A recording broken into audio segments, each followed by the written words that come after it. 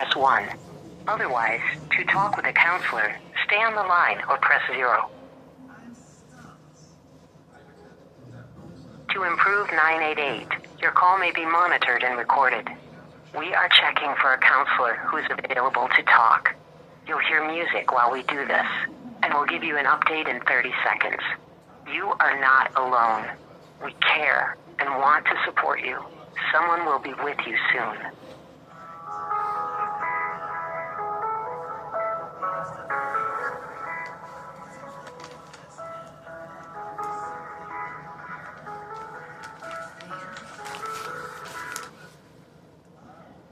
Crisis line, this is Anita. Hello. Hi. What was your name? Anita? Oh, Anita. Hi. I didn't catch that. This is Ivan.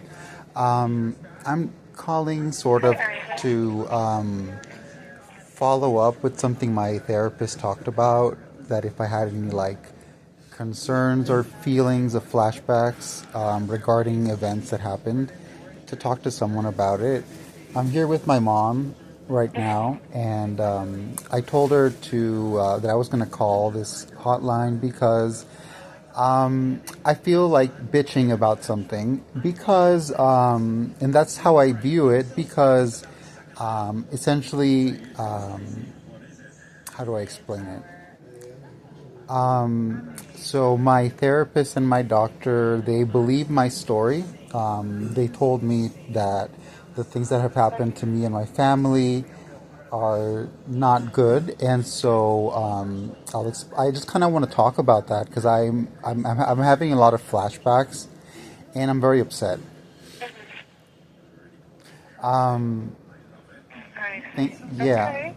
Well, I'm more than open to talking to you about what's going on. However, before we get started, I would like to ask if it would be okay to give you a call back and leave a message if you don't answer, just in case our call gets disconnected today. Okay, sure. Okay, thank you. And the number I see here is 956-257-1864. Is that correct? Right. All right, then. And to take a moment to check on your safety, can you tell me, are you calling in with any suicidal thoughts? Oh, no. Okay, Ivan, what about thoughts of self-harm or self-injury? No. Alrighty. And have you been experiencing thoughts of hurting others? No. All right. Well, thank you for allowing me to check on your safety. Okay. Can you tell me what's going on when you say that you're kind of having like some flashbacks, or something happened that led to those? I suppose it's because I've had a couple of hours to sort of rest from school, and I've had the time to sort of process some of the things that have been happening. And I understand that, like, my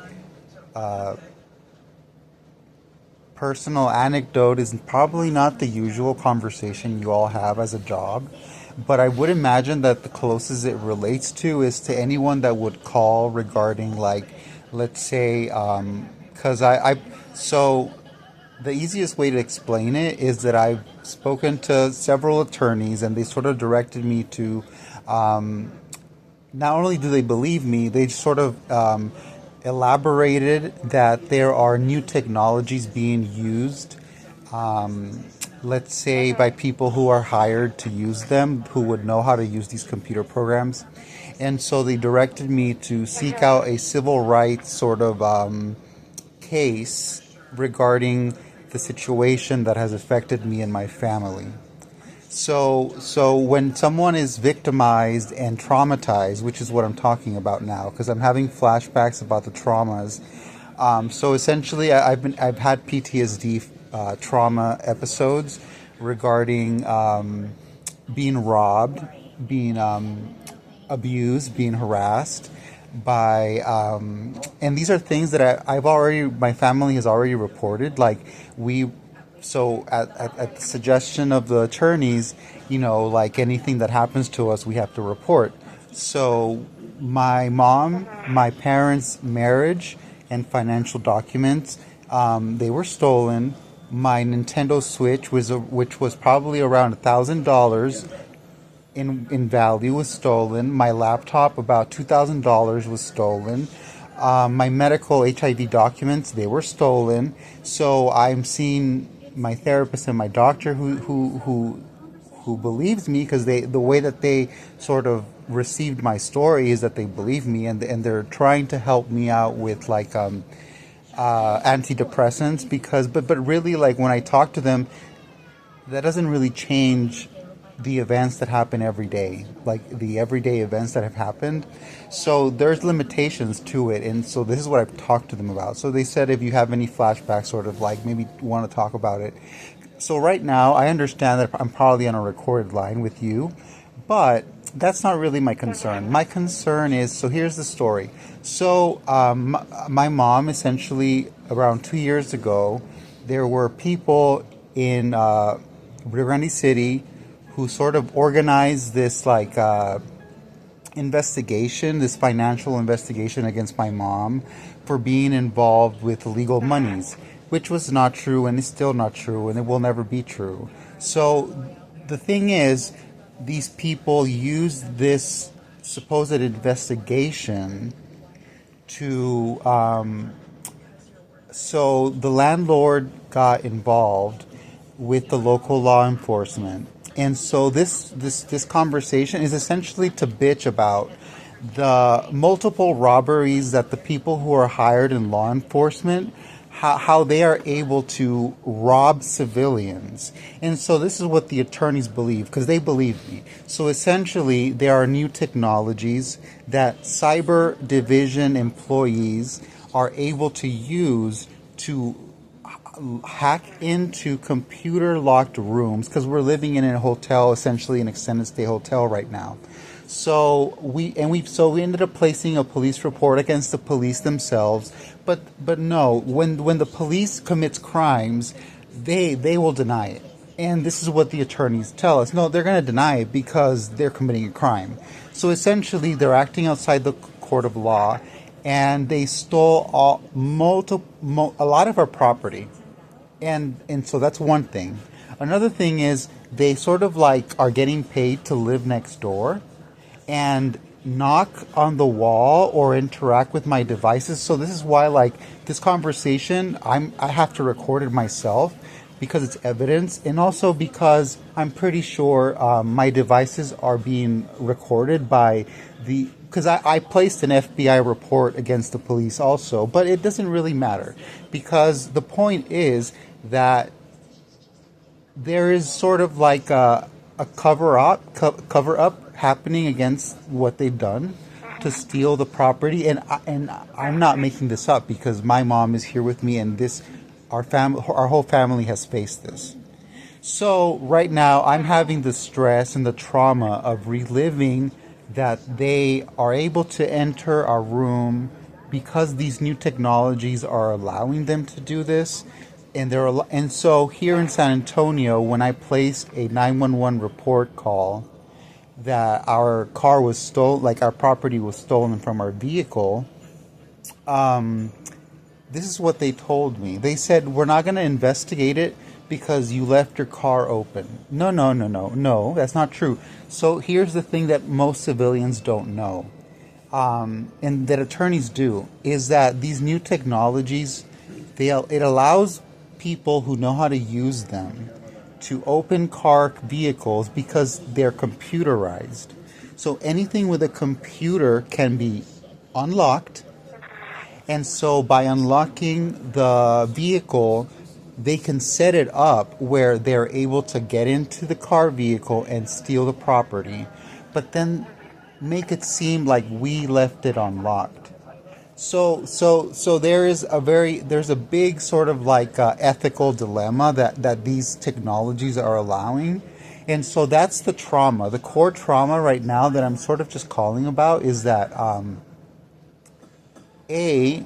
There are people that believe me, and there are people that are trying to cover those events up.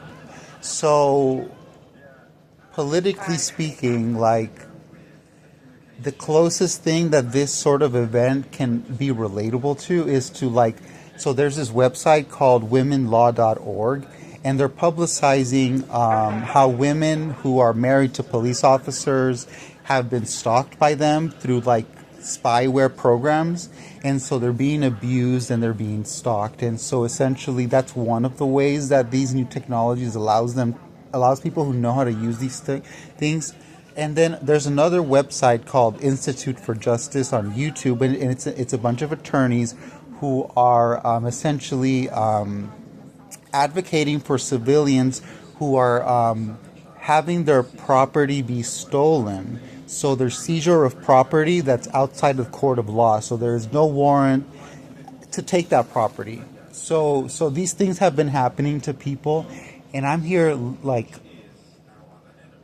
I don't know that I'm ever going to recover the thousands of dollars that were stolen from me and my family, and these robberies can happen again.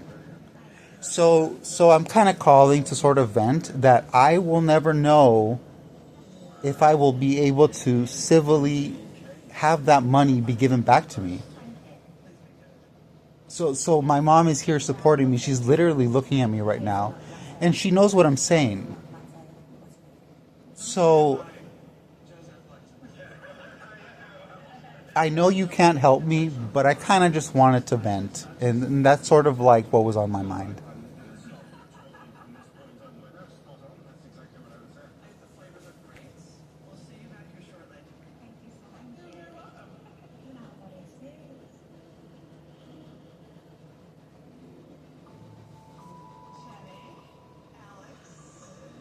No sé.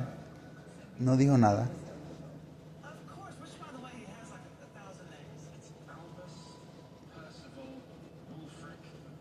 Hello?